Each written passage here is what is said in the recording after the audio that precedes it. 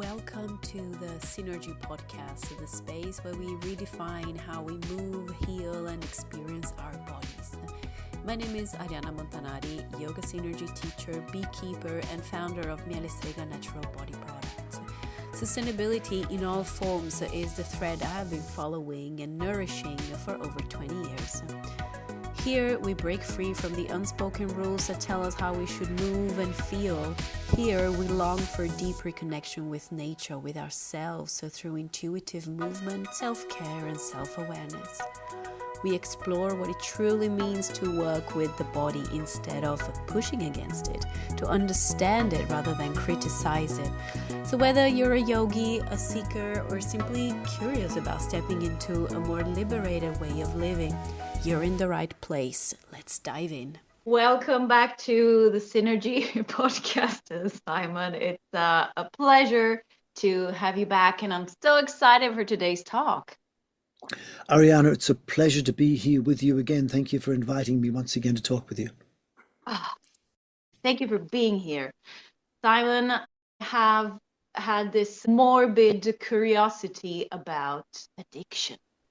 Because it is such a multifaceted, such a broad topic, and I would like to discuss that with you from, say, a behavioral point of view, from a physiological point of view, and maybe how the 5D practice can support this. I'm just so excited to start. So would you be able to explain from a very general level, surface level, what is addiction? What does it imply?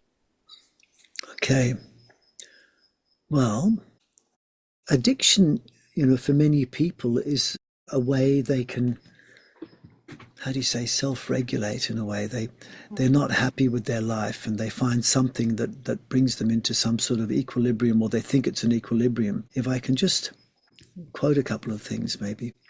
In terms of the way we understand addiction on a molecular biology level, there is this situation where the brain, when it's a drug type of addiction, the brain starts to change a little bit. The dopamine becomes a little bit blunted and a tolerance develops when you have too much of a particular drug. But addictions can also be not just from drugs, but they can also be from habits, habits including things like social media, pornography, workaholism, or exercise. Sometimes they can all cause addictive behavior. If I have to look at it through the lens of traditional philosophies such as traditional yoga, they often talk about this idea of making habits and breaking habits. They use the terms abhyasya and vairagya. And so abhyasya is to do with repeated practice and vairagya is to do with detachment.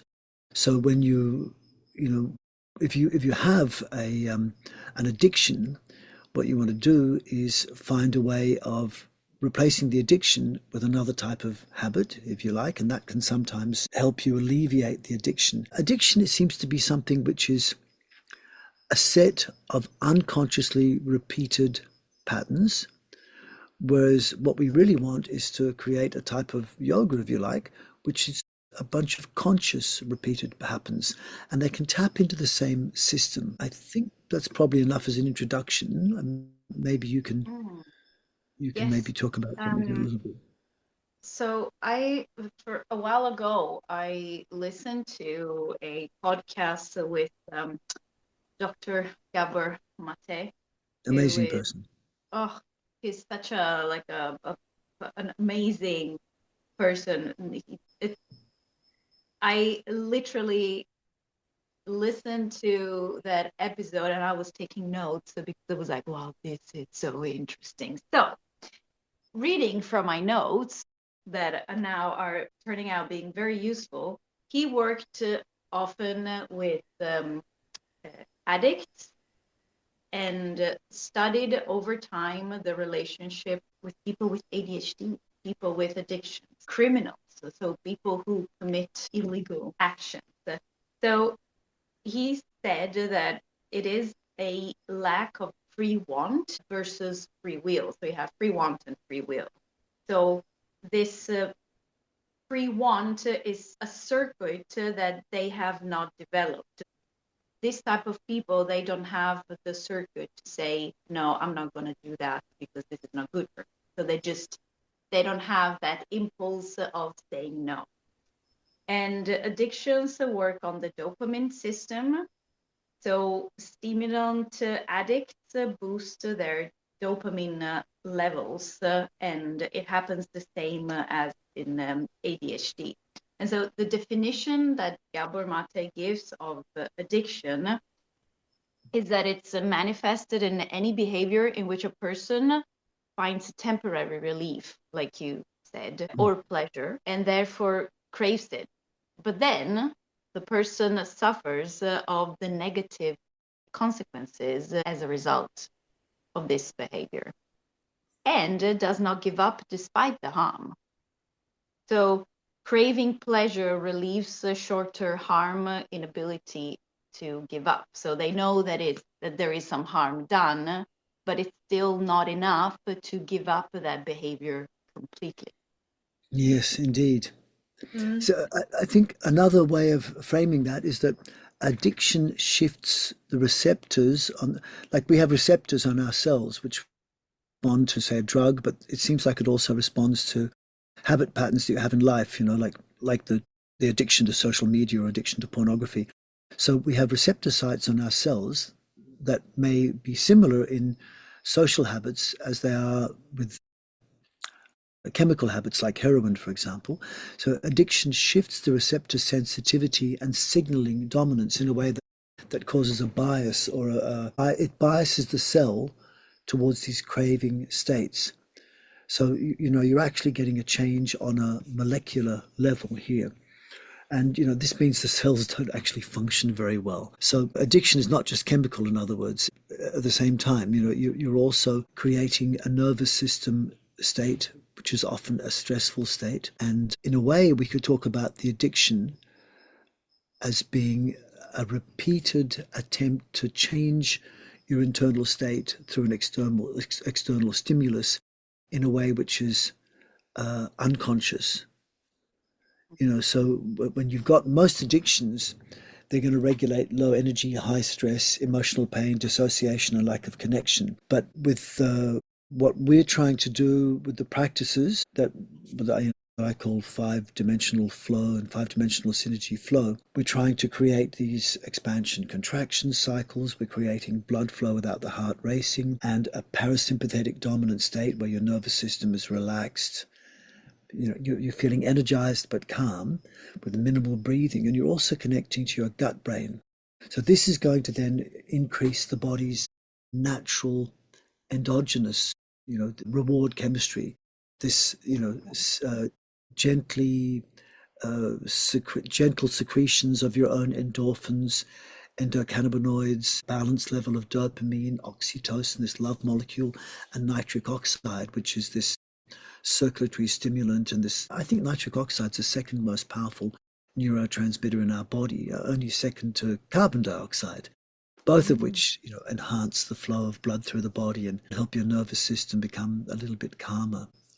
That's the one that we secrete a little extra when we hum or yes, yeah, or breathe through your nose. And it's the one that actually Viagra was using. So Pfizer, our favorite company, made a fortune from nitric oxide because that's what is produced with the drug Viagra, because it increases blood flow to the whole body, and certain parts can be targeted like that. So, so if addiction shows us what state we are missing and what regulatory capacity we lack and where our nervous system is dysregulated. So addiction we can think of as a crude attempt at self-regulation. So instead of moralizing it, you can sort of teach the addiction is intelligent but misdirected. In the world of yoga, then they talk about the 8th truth of yoga, and that is that the nervous system will repeat what changes its state, consciously or unconsciously. So if it's an unconscious repetition of something, might be a drug or a social behavior, that leads to addiction. But if you make a conscious repetition, such as a personal practice of posture, movement, breathing, or mental control, then the same mechanism with different awareness can lead to a very positive result. And so in yoga, they sometimes say, make good habits and break bad habits, or any habit which becomes addictive could become a bad habit. Very interesting over the years, because from my point of view, it's very clear that some people are more prone to develop addictions. Yeah. And for others, it is not at all. Although Yeah. in some moments of their lives, they might be more prone. I never felt the need to try drugs. Like, I'm not even curious. I quit even like drinking, because for me there was no pleasure in that. But I see how other people, when they work the whole week and they're tired and or overstimulated, then they go and find relief in the outer substances, right? Like you said, they try to self-regulate, not through natural internal mechanisms, but Yes. with help of some substance. Yeah. Yeah. And for me, this is just incredibly interesting. And maybe it is because over the years that I have been so curious about the human body. Even just living in Sweden through the winter, when I first moved here, people literally asked me, wow, you don't drink alcohol? How are you going to survive winter here? Like, I promised Nathan that. And I was like, I think I'll be fine, because I was ready to go through that discomfort with my own resources.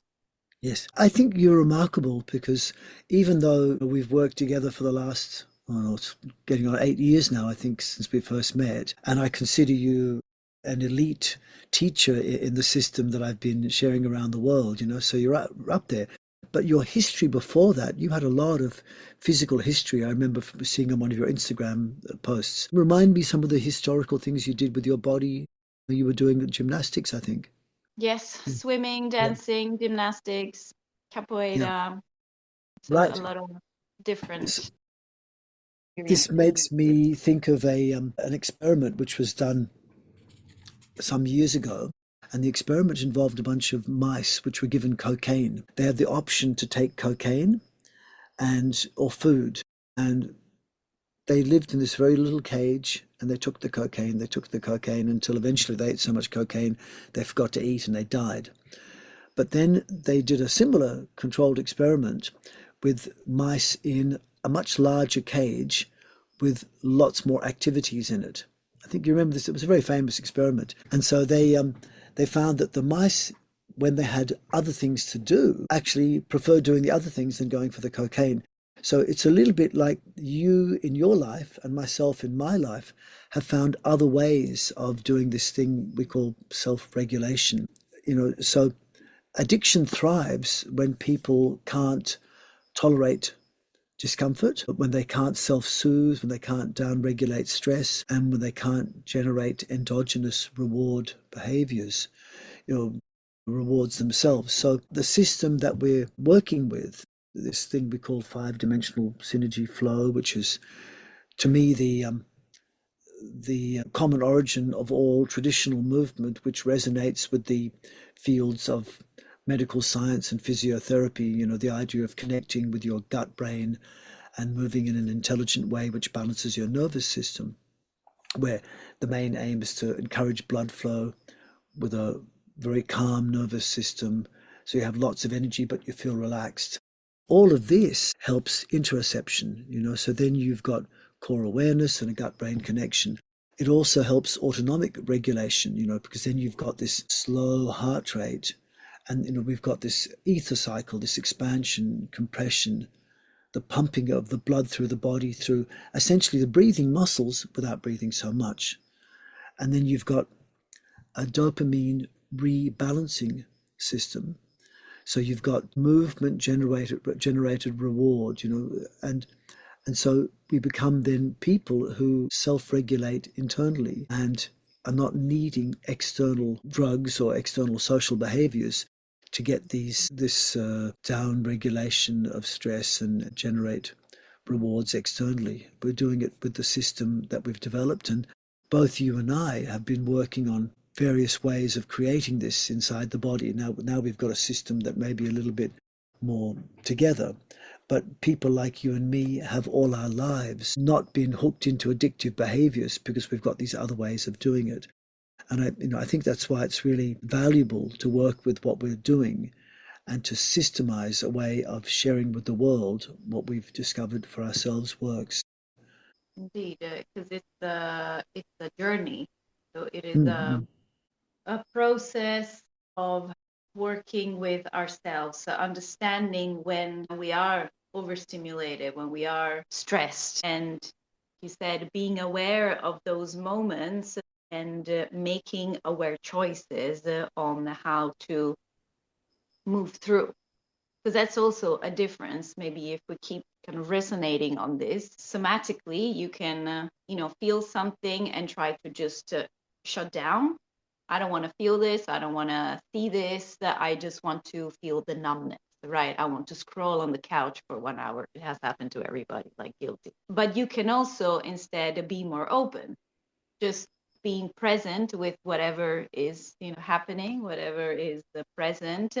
Maybe move a little bit or journal, but just allow the thing that is alive, that emotion, to be seen, to be heard, and then poof, it's gone. It's like transitioning. So somehow it's Mm-hmm. also that concept of choosing movement rather than Using drugs or social behaviors which are addictive. kind of like exiting, like, Yeah, okay, yeah, I'm zooming yeah. out. Mm. I think two things are important here, Ariana.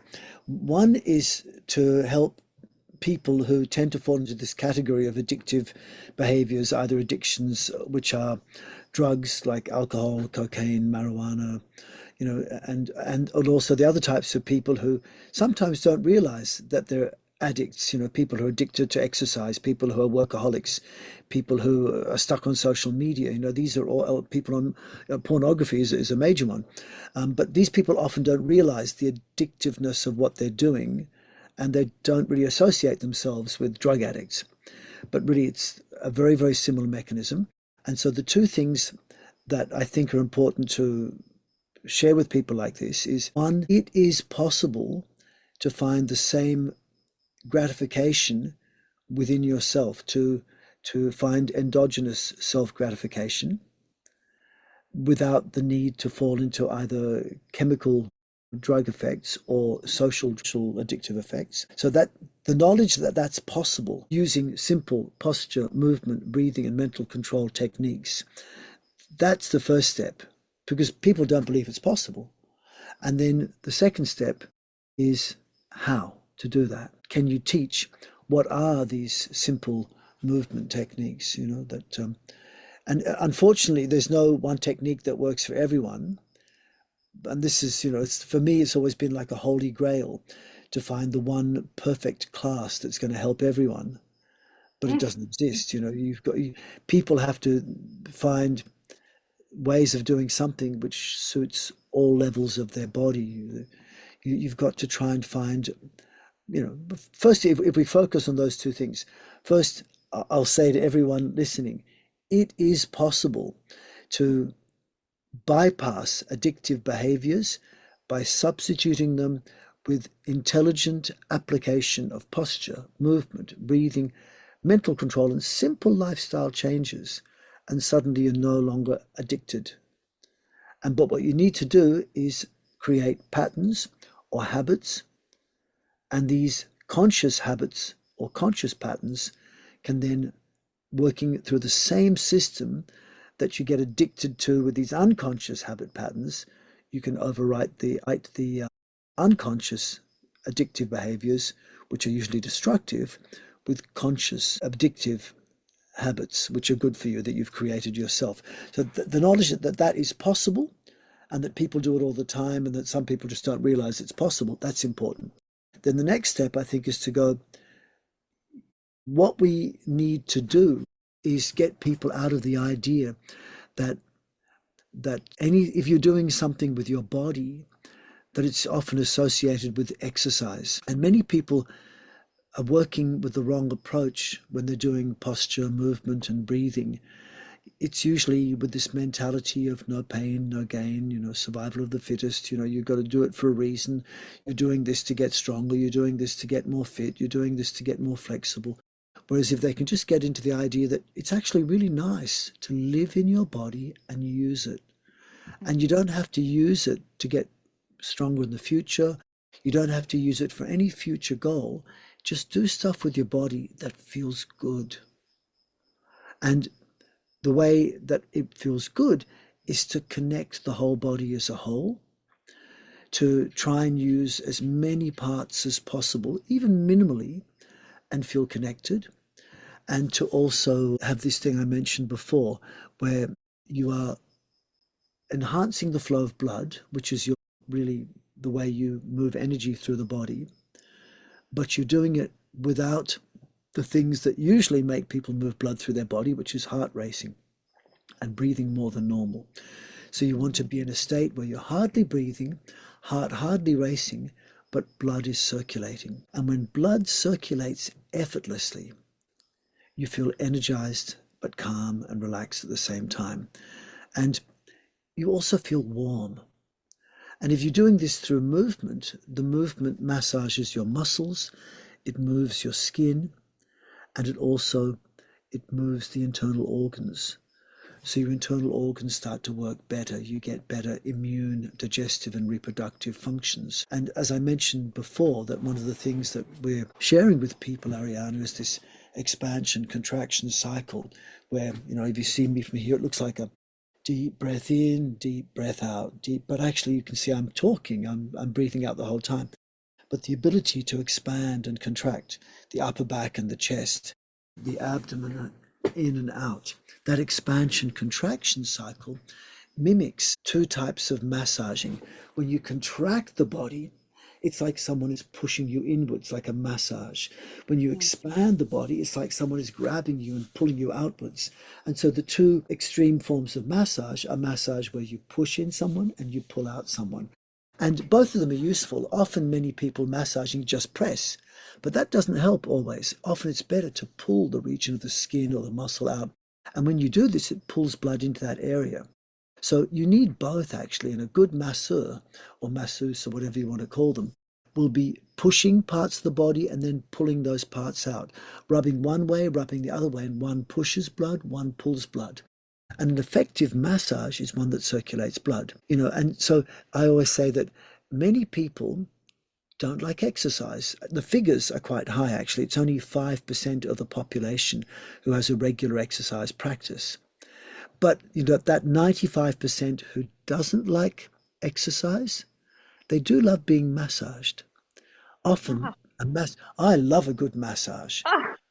So this is what many people will say. They won't get out of bed at 6 o'clock for 2 hours before work to do exercise. But if someone said, would you like to get out of bed? We'll give you a 2-hour massage before you go to work and it'll be in a nice warm bath. They go, oh, that sounds good. So is it possible to make simple movement practices that actually cause no stress in your body, but feel like you're in a warm bath being massaged by someone who loves you, someone who knows your body, someone who only does what makes you feel good? The knowledge that that's possible is not with most people. But, I think we're here to share that message. You can actually practice like this. And a lot of people, even when they hear that it's possible to practice like this, even when you show them you can do a practice like this, they'll often go, but how could this be good for me? This is just selfish.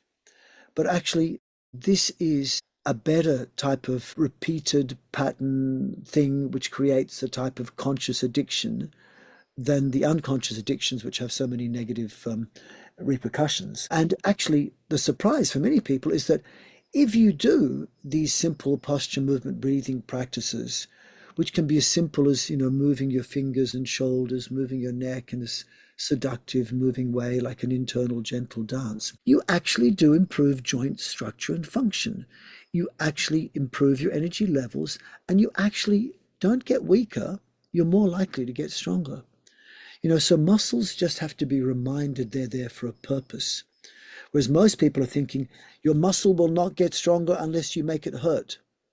Your muscle will not improve in size unless you work till failure. And I think working to failure is one of the reasons why people don't do exercise.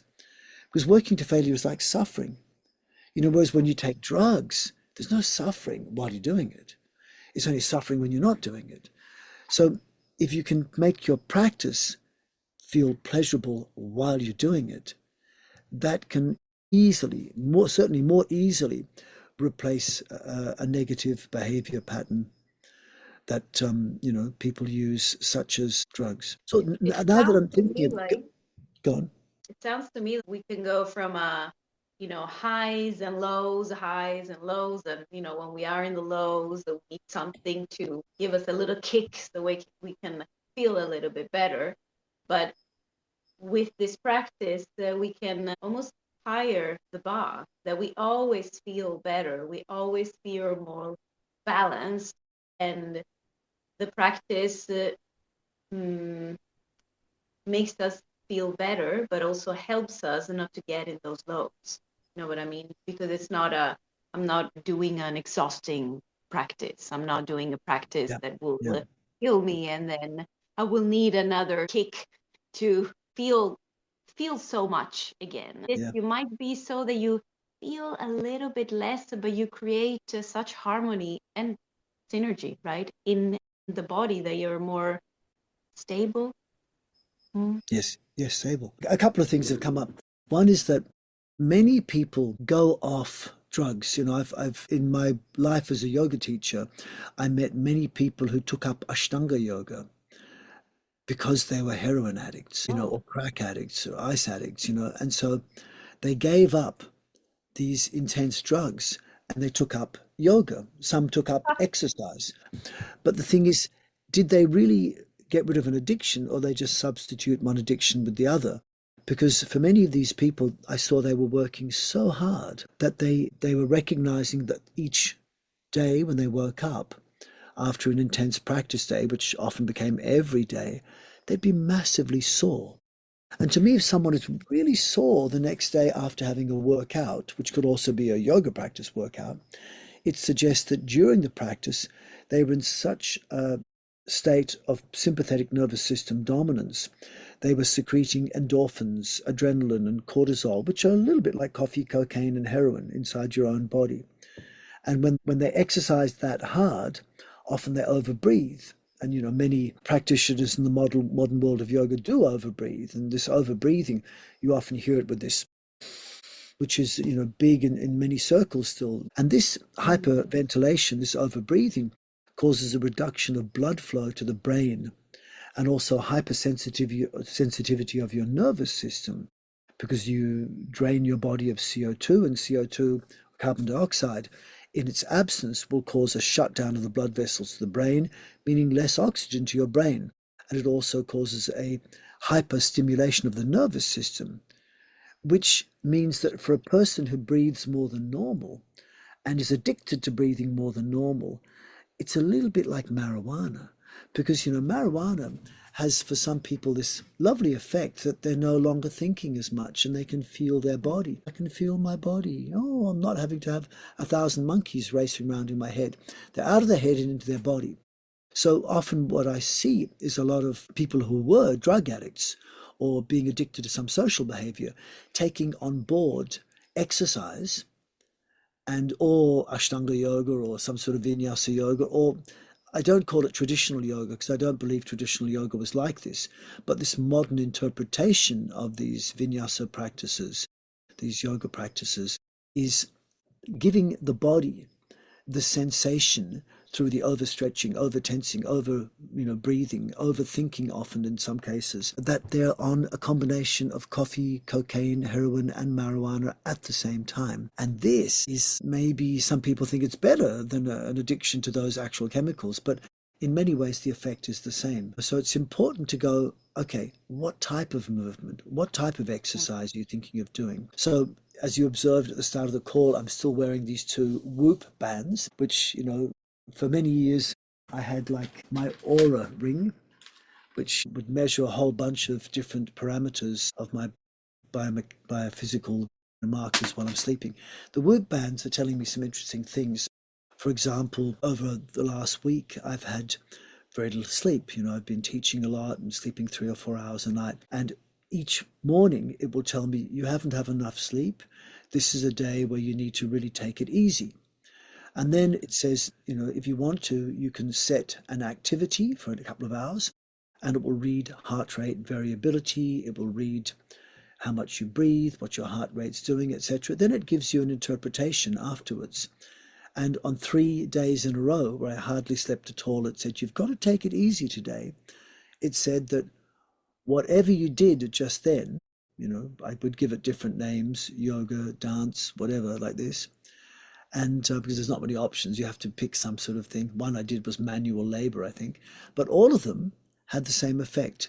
It said, whatever you did the last 3 or 4 hours has picked up your resistance. You have done something which has made your nervous system and your body energy levels recover. But it's really weird, it says, because your heart rate stayed really low, but you seem to use a lot of physical activity, but you didn't do anything which was stressful. And now you've recovered. So whatever you did in that 2 hours, it was worth doing. But all I was doing was these same simple posture, movement, breathing techniques that I'm saying, I'm moving in a way where I'm not feeling stretch.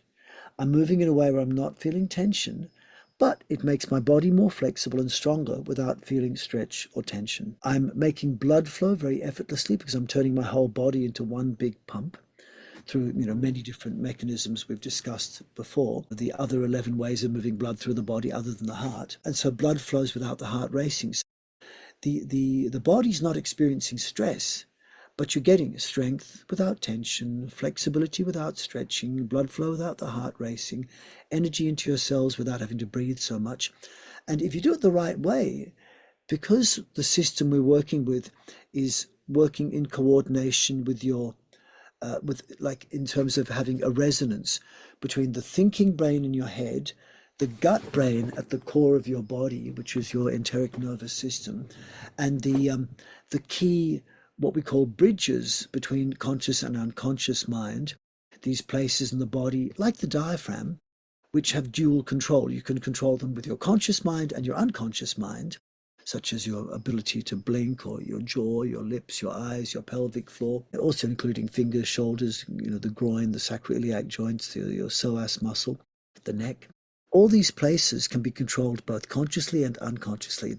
They are bridges between the conscious and unconscious. So since the core of the practice that you and I are teaching revolves around this nerve system interconnection, thinking brain with gut brain, the bridges between conscious and unconscious, then all of this is making an intelligence in our body circulate without needing to think so much. Because you're putting yourself in these practices. One of the key aspects of our practice is to put ourselves into the zone or the flow state. Like the elite athlete goes into the flow or the zone, it's not a place which is going to wear you out. This is the place where the elite athlete could run for hours. It's a level which they find easy. Of course, if we ran next to an Olympic athlete, we'd be exhausted. So what we have to do is find our own elite athlete flow state, which for some people might be just move your fingers. Move your fingers a little bit. Because there are people, for example, who are not well, who have very low blood pressure and they've got very high heart rate. And so this is one of the worst possible states. If the blood pressure is low and your heart rate is high, it says your heart is struggling to pump blood through the body. So the heart too high means they've got to rest, but then the blood still doesn't pump. So then what you've got to do is use other methods to pump the blood. And so if you can teach this, move in a way where it does not increase heart rate, but blood pumps more easily. This is a way of not just helping people with mental problems, but also physical problems as well, physiological problems. The one I'm describing now, it can be prevalent in people with major nervous system dysregulation, which becomes then systemic dysregulation and, sickness, which can eventually lead to fatality. Most people need more energy and more relaxation. And I think there was a recent post that was I actually did this myself, but someone said, if you ask what is the secret of living as long as possible, is it the blue zones? They said the two most important things are having less stress in your life and more connection. And so one of the mottos that we use in the 5-dimensional flow system is share good energy and loving information inside yourself as a model for how you are in the world. And the sharing the good energy is making the blood flow inside your body with a low heart rate. And the loving information is that dominance of the parasympathetic nervous system, where you feel at this subconscious level peace, love, safety, trust, connection within yourself. And if you can get these feelings inside yourself, your body wants to stay and it's happy by itself. You don't need external stimulus. You don't need drugs or social behaviors. You're just happy with how you are, Sometimes people say to me, don't you ever get bored? And I go, I never get bored because I've always got me. So as soon as the moment comes where I'm free, I go, let's go into my body and enjoy it. How much there is to do there. I've got 50 trillion cells to play with, 50 trillion of my own, maybe up to 950 trillion sort of guest cells, symbiotes, parasites living inside me. It's like in the 5-dimensional flow system that we talk about, Ariana, and I think I may have said this on a call the other night, but we can move our core in 5 different ways. We can move our trunk in 5 different ways, forward, backward, side, twist, lengthen, shorten, expand, contract. And if you just keep it simple and say, let's just move 2 of those things, then if you just move 2 of those things in the way that we're moving them, which is simply, this idea of expand the back, then expand the front, push in the back, push in the front as a simple model for how you can get this wave-like expansion, contraction in the body. If you just keep those 2 things consistent, lengthening and shortening the trunk consistent, bending forward and backward as part of that, then you only need to change side bending and twisting. But there are 6,000 plus ways of doing side bending and twisting. So it's not like you're going to get bored. When I want to start exploring my body, I've got so many possible things I can do. Simple movements in the trunk alone. But then when you come to how you manifest them in the outer extremities of your body, I think it was in the Geranda Samhita or the Shiva Samhita, these classic textbooks of yoga, where they said that Shiva, the great destroyer god of ancient India, said that he invented 8,400,000 yoga postures, 84 lakh yoga postures. And when I first read this, I thought it was some sort of Indian exaggeration, but actually Indians were, the best mathematicians. The Vedic cultures, really were excellent mathematicians. And then if you just do very, very simple maths with what you can do with your body, and you make simple model of the body. The ankles can only move back and forth, so can the wrists. Elbows and knees can only bend and straight. But your shoulders, your hips, your trunk can move in 3 ways. Shoulder goes up, down, to the side, turns in, turns out. Same with the hips, and same with the spine. Forward, backward, side, turns either way.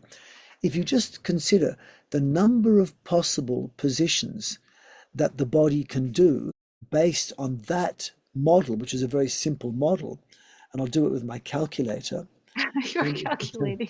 I've got a calculator, right, my mobile phone.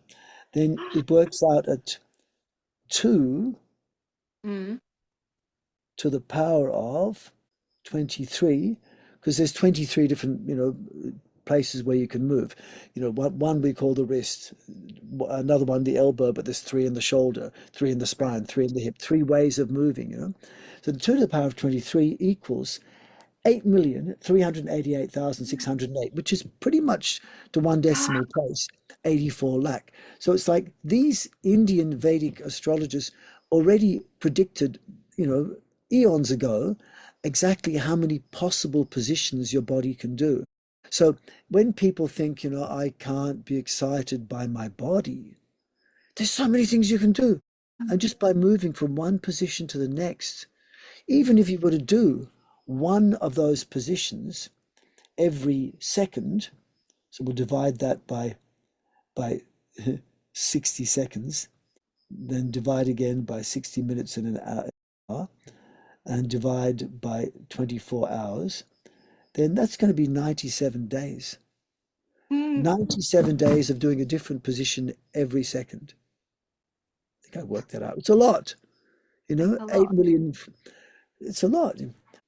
And that must be about right because pretty soon, you've probably had this already. I think you're still quite young, but at around 32 years of age, Mm. 33 maybe, Mm. is your 1 billion second anniversary. Oh, So it I makes didn't know sense that, that every 97 days might be 8 million or something like that. I'm about to have my 2 billion second anniversary. You're invited to it. I just had my 2 billion one, actually. It was last December last year. Anna's about to have her 1 billion one next year. Yeah. So the thing is, if you were to look at just the simple movements, the simple positions the body can do, and do one new position every second, you've got 100 days of practice, of practicing one new movement every second. So the trick is not to do difficult things. So what I encourage people to do is just practice with simple stuff. You don't have to even stand up. Move your fingers. And if anyone wants to do this with us now, just move your fingers. Then if you can, roll your shoulders. And as you're rolling your shoulders, let your chin come up and down in a way that when the shoulders go forward, the chin comes up. Shoulders go backwards, the chin comes in. And if you like, if you're standing, you can stand and you can go down on your toes, up on your heels. And as you're doing this, you're moving a few different regions. So you move the fingers and shoulders are one place. The neck is another place. Relax your pelvic floor completely and move your pelvis forward and down, backward and up.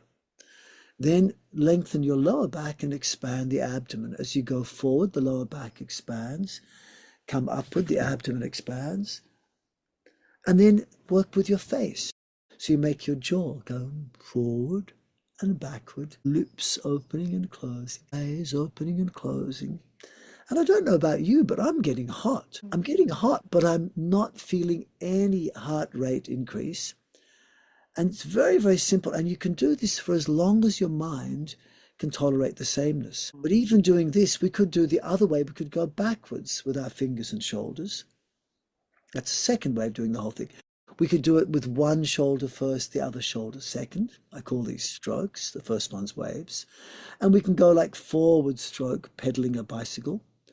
And we can also do a circle like a hula hoop. Or we can go the other way.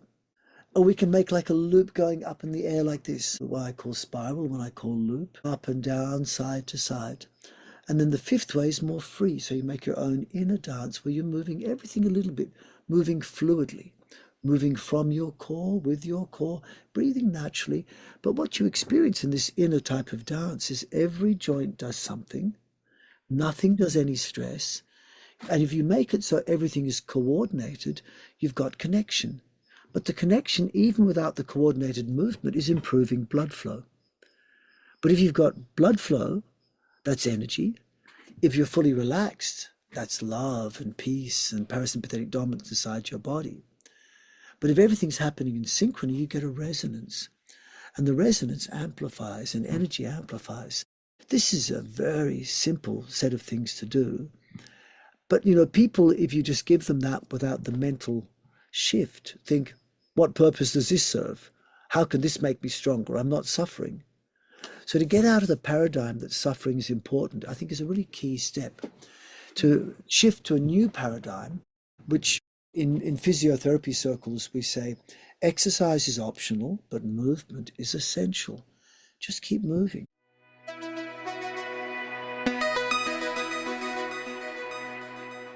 I want to take a moment to talk about something truly special and close to the heart. Miele Strega, my own line of natural handmade body products. And as you know, I am passionate about moving with ease and feeling good in our bodies.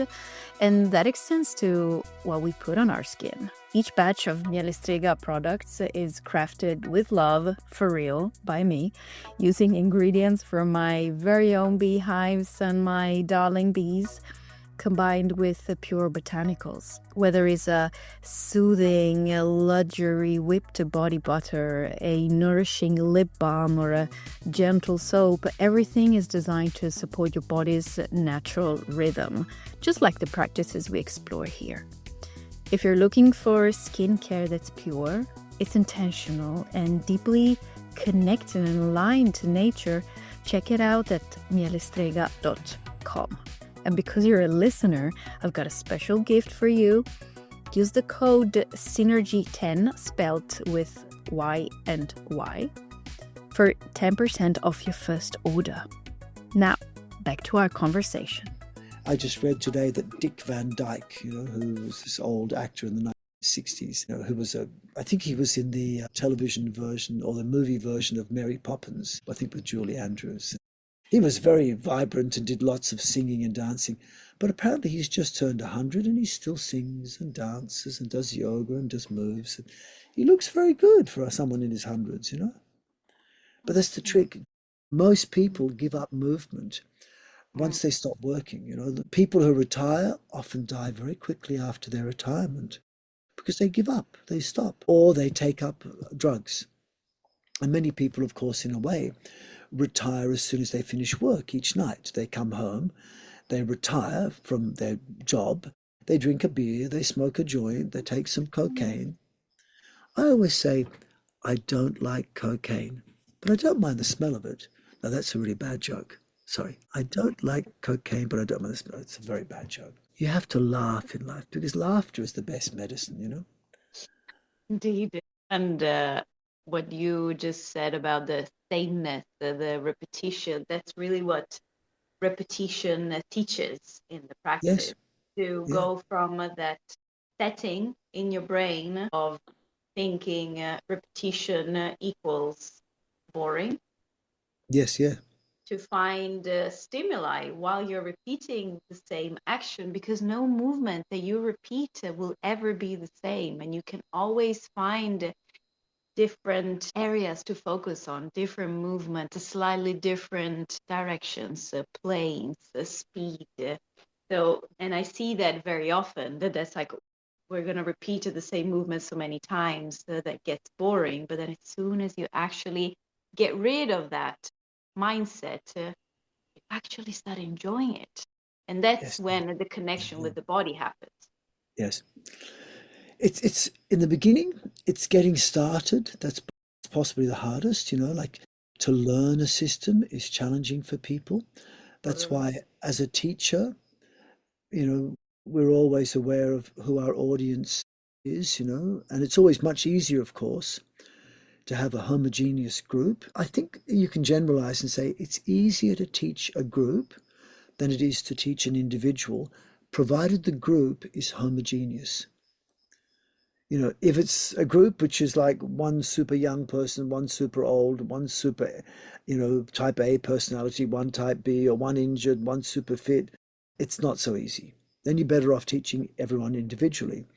But if you have a group of like-minded, physically similar in age and structure, sometimes even same sex, and you work with that group of people often is easier to work with than an individual, because the group, they feed each other, people encourage each other, and you've got social connection going on as well. And so with the social connection, that helps people appreciate the connection. So when they're not feeling the connection inside themselves, they've got a connection with other people. And in the same way that, soldiers are taught, my dad was in the army, he said, whenever we came to a bridge, son, we would stop marching because we knew that if everyone marched in the same step going over the bridge, you can destroy the bridge. So people doing the same activity will all start to resonate with each other, and the resonance becomes more amplified. So, it's important, I think, for people who are, thinking what steps can they make. Maybe one of them is to find a homogeneous group to work with, to find someone like you in Sweden or me in Australia to work with, and find a class, Or if not, maybe to join an online group or doing something similar. Or if you can't do that, maybe ask a few friends to do these things with you. It can be as simple as going for a walk, you know. Instead of people saying, let's meet up and we'll have a meal together. Let's meet at the pub and have a drink together. Why not just get up and go for a walk together? But not a stressful walk, a gentle walk. And then to make the walk better, then don't just walk like robots where the shoulders don't move and the hips don't move and the abdomen is locked tight. As you're walking, let the shoulders roll. Let the neck be free. Let the pelvic floor be loose. Let the abdomen be relaxed. Walk sexy. It looks terrible for some people, but they've even shown, I think I've quoted already, the paper from the Journal of Reproductive Biology in 2000, and you can find it by Googling the words gait and orgasm. And they found that women who walked with more of a pelvic tilt, they actually had they had markers on their hips and they're walking on treadmills, and they noticed that there was a direct correlation between the amount a woman's hips moves back and forth as she walks to the frequency and intensity of her orgasms. I mean, what more do you want? When you're walking, let the whole body relax, and then your body starts to move more holistically, you know, because otherwise when people walk, they get some sort of benefit, but often it's the hips and the knees that strain. Whereas if you move your core in a way that what we want is when the shoulder goes forward on one side, the hip and the knee goes forward on the other side. So actually your navel and your pubic bone should be moving. And if you get the movement from that point with every step, then your upper limbs connect to the upper part of your gut brain, your lower limbs connect to the lower part of your gut brain, and every step you take is twisting your core, massaging your internal organs, mobilizing your spine, improving the cerebrospinal fluid, which then nourishes your brain and nourishes your internal organs and means that your hips and knees won't strain so much and you'll actually be more stronger. I mean, you've seen Olympic walkers, that they're walking fully with their core moving first, you know. Often it's just their hips, but at least better than nothing. So this idea, in other words, if someone can't come to one of my classes or your classes or any of the 5-dimensional synergy flow classes or classes with the same idea around the world, then maybe it's the principles that are important. Get out there, go for a walk. Don't lock your core, move from the core. Don't force breathing more than normal or heart racing. Look for natural breathing while you're doing something. Look for heart, hardly working at all while you're having a good time. And what also really helps is if you add music to it. So these movements can seem boring for some people, but if you put one of your favorite tunes on the same time, you make your own inner dance. And I'd suggest if you are doing these movements as a type of dance, avoid the staccato movements because they jar your body. They block energy. Make the movement smooth. So you can still have rhythm. Instead of going up, down, up, down, up, down, you go down, back, and make it fluid. This is a good, important principle of what we're practicing and teaching, I think, Ariana, that's important for people to know, that when you move fluidly. Initially move actively, move from your core, breathe naturally, move fluidly. And these movements, even if they're just your own intuitive guess at what feels good, if it feels good, it's probably good for you. If it feels bad, then probably you're going to stimulate a sympathetic nervous system overload, which will turn off your immune system, digestive system, reproductive system. You might think, I'm exercising, it's going to make me stronger in a few weeks' time. But your nervous system is going, you're in a state of flight or fight. And if you're running away from what your body thinks might be some primitive saber-toothed tiger, then it's going to go turn off all non-essential functions. It'll turn off immune system, digestive system, reproductive system. And you might still think you're doing an exercise class. But your nervous system is going fear, anger, aggression, lack of safety, lack of trust. And so it doesn't really make you feel good. But when people take drugs, it's like, heroin makes you feel like, hey, I'm really happy with the way I am, I just want this situation always. Marijuana takes you out of your head into your body. Cocaine makes you feel energized and strong, So if you can get these feelings through your own practice, to get the feeling of strength in your practice, Many people have the wrong approach. If you take cocaine, you're going to feel strong. You can do anything. You take some good LSD. LSD will make you feel strong. But if you're addicted to drugs, any sorts of drugs, that's self-defeating. But if people approach strength training, the way they normally approach it is to train for strength by failing. They go, if we lift up these weights to the point where we can't lift them anymore, might be a 9 repetition maximum. Do that 3 or 4 repetitions, but by the end of the sets, you can't do it anymore. That's the weight you've chosen, because that's the weight that we know will make you feel stronger, will make you stronger in 2 or 3 weeks' time. But the problem is you are training to fail. And when you train your body to fail, it doesn't really like it at the subconscious level. So what I do is I train to succeed.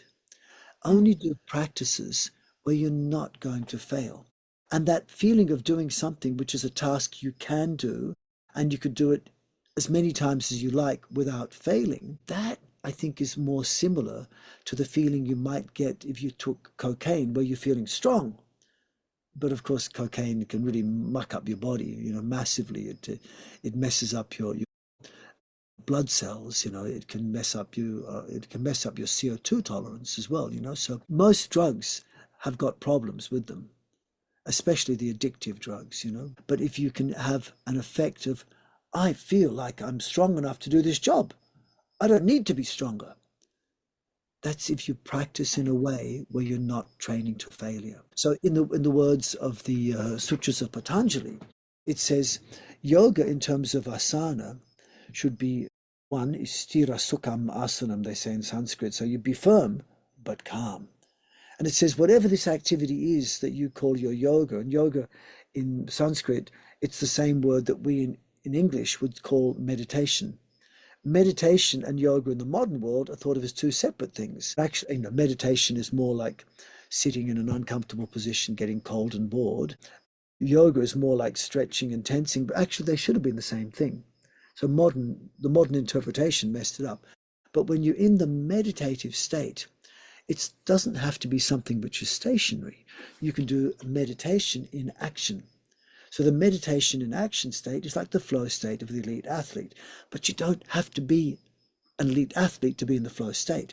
You just have to do something which is yogic in nature. Meditative state, or the yoga state, or the asana state in the Sutras of Patanjali, the main text on Raja Yoga says, is have something which is, asana should be stira sukham, which means firm but calm. This activity you're doing, you should feel strong but relaxed, and you should keep doing this activity to be called yoga, to be called meditation, to be called asana.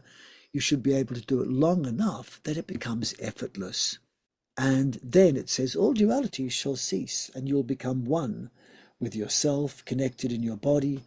Mr. Iyengar once said to us that yoga is when you make every cell of your body sing the song of the soul. So you're making every cell of your body come together. So instead of just being this disconnected brain in your head with this body that doesn't work very well, suddenly you're doing something where you're succeeding. I can move my fingers. Look, I can move them like the fronds of a sea anemone. So cool. And as I do it, I can let my shoulders move, my neck move. And I become like a seaweed under the sea. And you start to feel warm suddenly. You start to feel energized. And if you put some nice music on, it might be like your own inner dance. Or you might like to go, like tonight, I went outside before sunset and we practiced to the sounds of the birds. It was lovely. Because there's music all around you the whole time. And so it's not difficult to do this. So the 2 most important steps, I think, to move away from addiction will be to recognize that the same things you get from the things you're addicted to, i.e., chemical drugs, or social addictions such as pornography, or food cravings. Often food cravings are a little bit social, a little bit drug addicts drug as well. But the other things like workaholism, or addictive exercise, which just stimulates the productions of endorphins and stuff. What we want is the movements that feel good while we're doing them. So we're getting our own fix but nothing that feels painful. You don't want stuff that you're going to wake up the next day and feel painful. Like I said, some people thrive on it because they enjoyed the drugs so much they got by working in a stressful state. They secreted the endorphins. So while they're practicing, they're not in pain because they're training so hard. But the next day they're in pain. And occasionally people do that. People who are new to exercise, they start off training too hard. And those people, instead of going, I'm sore the next day, this is good, it must be a workout, they go, I'm sore the next day, I'm not doing this again. And the reality is 95% of people, if they're sore the next day, they're not doing it again. So Yeah. the world of exercise is interesting. Only 5% of people have a regular exercise practice. Most of those people are practicing in a way where they're just exercising in a way which causes stress. And that stress, is being masked by this chemical release in the body, which is an endorphin release, which is your body's own heroin in a way. So although we call it a social addiction, it actually gives you a biological addiction and you're a chemical addiction as well. So what we want is to get the feeling, the good aspects of what addictive things do for you, the things that make you feel connected, that make you feel de-stressed. But of course, those things go away as soon as you stop the drugs. As soon as someone hasn't got their fix, they feel stressed, they feel disconnected. And you can't always get drugs. And many drugs are so fraught with problems and they have so many side effects.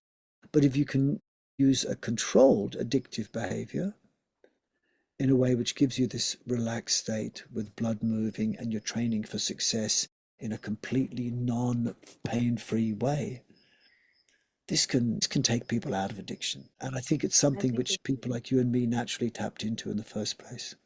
I think it's also important to put it out there that in a contemporary society, well, first of all, stress levels are overall high and it's the new normal.